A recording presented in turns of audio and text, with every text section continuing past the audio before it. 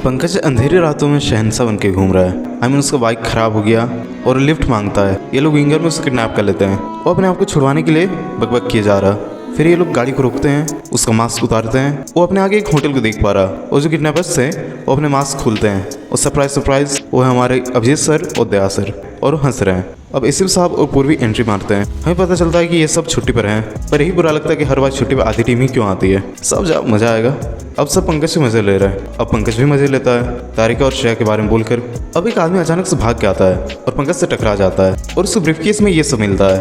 अब सीआईडी वाले पकड़ते हैं उसे। ये शैंक्स है, इनके यहाँ के स्टैंड अप कॉमेडियन जो कॉन्टेस्ट में पार्टिसिपेट कर रहा है। एक कॉमिक शो है, सारे हथियार निकली हैं। पूर्वी कहते हैं थैंक गॉड, मुझे लगा हॉलीडे शो होने से पहले ही खत्म हो गया। जो कॉन्टेस्ट जीतेगा उसे 50 लाख के चेक मिलेगा और टीवी पे खुद का शो लाने का मौका। पहला कंटेस्टेंट के जोक्स पे सब हंसते हैं और ट्रस्ट मी सारे अनफनी है। भाई सबके जोक्स अनफनी थे। अरे ये तो ही है ना जो आयुष्मान के फर्स्ट केस का क्रिमिनल था जिसने जहर खा लिया था। एक तो पहले स्क्रिप्ट और डिलीवरी अनफनी थी, फिर ऊपर से फीमेल कॉमेडियन भी आ गई। अब तो कोई नहीं बचा सकता। सैंक्स ने कॉन्टेस्ट से अपना नाम वापस ले लिया। आप लोगों का परफॉर्मेंस देखा यार, बहुत मजा आ गया।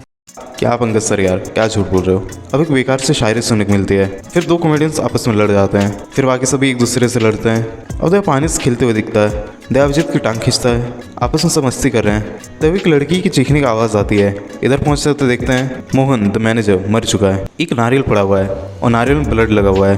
क्या इसके सर में नारियल गिरने से मर गया? पर इस पेड़ के सारे नारियल कच्चे हैं और ये पका हुआ है, मतलब किसने नारियल फेंक के मारा है। डॉक्टर तारिक को कॉल किया जाता है और यहाँ पे दया और अभिजीत के एक्सप्रेशंस देखो।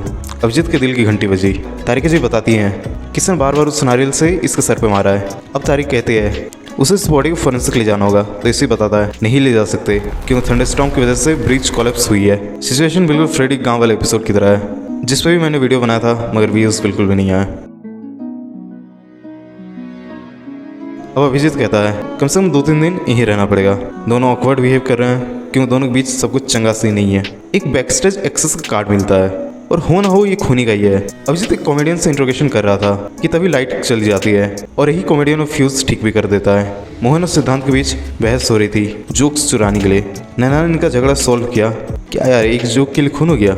और हाँ ये खूनी भी हो सकता है क्यों ऑलरेडी तो खूनी रह चुका है। सिद्धांत नैना के लिए जोक्स लिखता था जो कि रूल्स के खिलाफ था और ये राजू को पता चल गया था और वो इससे ब्लैकमेल कर रहा था। अब तो डाउट और भी गहरा हो जाता है पर वो अपनी सफाई भी देते हैं। पूरे मोहन के फ़ोन में एक ईमेल मिलता है जिसमें मोहन किसी को धमकी दे रहा था। मैनेजमेंट कॉन्टेस्ट को कंटिन्यू करना चाहते हैं मगर इसे साहब डांट देते हैं। फिर वो कंटिन्यू होती है। इसे शॉक लगता है और शक जाता है अपने इलेक्ट्रिकल इंजीनियर पे।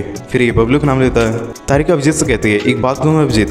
अभिजीत भी शर्माने लगता है पर तारिका जी तो सिर्फ केस के बारे में बात कर रही है। अब अभिजीत कहता है मैं जानता हूँ तुम्हें ऐसा लगता है, और तारिका भी यहाँ शर्मा रही। अभिजीत कहता है मैं तो हमेशा से और कहता कि उससे कुछ मिलता है। अरे केस जाए भाड़ में, पहले अपनी बात तो पूरी कर लो।